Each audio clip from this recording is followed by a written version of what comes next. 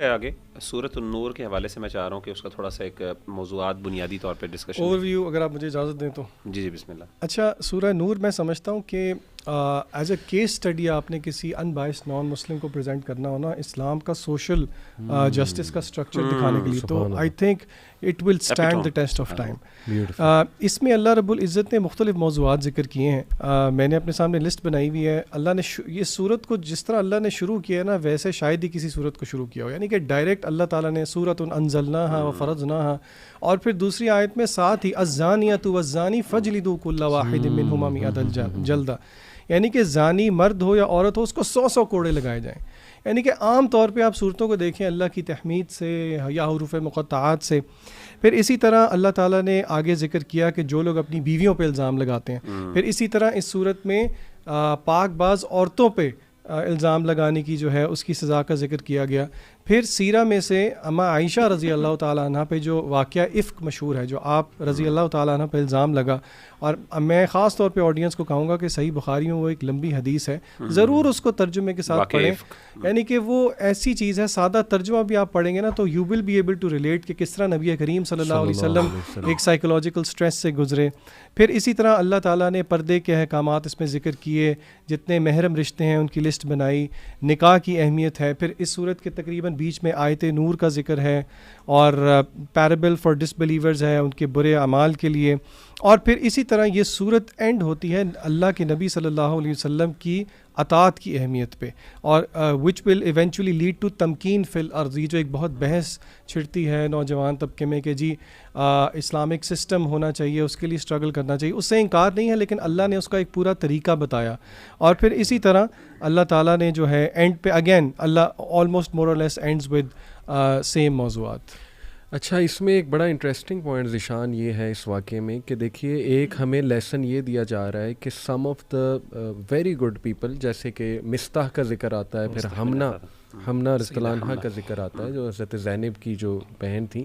کہ even they got influenced by this. لیکن at the end of the day ہمیں tolerance کا ہی حکم دیا جا رہا ہے کہ دیکھو اٹ از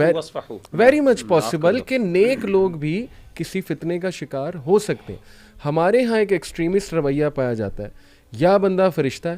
یا وہ منافق ہے، بیچ میں کچھ نہیں ہے. یعنی نیک بندے سے کوئی تھوڑی سی غلطی ہو جائے نا تو وہ کہتے ہیں کہ بس فورسیک کر دو اسے، اس سے تعلق ختم ہے. تو یہ بڑا امپورٹنٹ لیسن ہے. اچھا، میں یہاں سے نا آغاز میں الزانیۃ والزانی فجلدوا کل واحد منہما مئۃ جلدہ،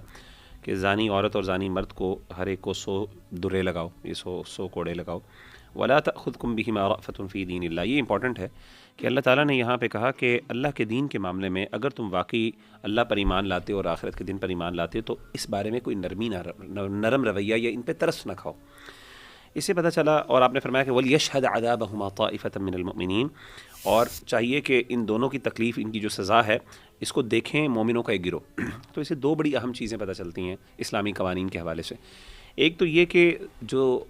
فحش کام ہے اس کے بارے میں جب بھی اسلام کا جو رویہ اور مسلمانوں کا رویہ بڑا سخت ہونا چاہیے. یہاں پہ نرمی نہیں اختیار کرنی چاہیے. یہاں پہ یعنی جو ہے نا فورگیونگ ایٹیٹیوڈ نہیں ہونا چاہیے، بڑا اسٹرانگ قسم کا رویہ ہونا چاہیے اور بڑا ایگریسو رویہ ہونا چاہیے، جیسے کہ اللہ تعالیٰ نے یہاں پہ کیا. اور آپ دیکھیں کہ دین اسلام میں سب سے سخت ترین سزاؤں میں سے ایک سزا اس کی ہے، یعنی زنا کی، اور خاص طور پہ فورنیکیشن تو، اور پھر اڈلٹری کی، جب اگر شادی شدہ ہو تو اس کو بعد اس کو رجم کی سزا ہمارے دین نے دی. تو اس کا مطلب یہ ہے کہ اس کے اندر نرمی، اس طرح کے معاملات کے اندر پیرنٹس کو بھی چاہیے کہ نرمی نہ کریں، اور اسی طریقے سے دوسروں کو بھی چاہیے کہ اس طرح کا معاملہ اگر واقعی ثابت ہو جاتا ہے تو اس معاملے میں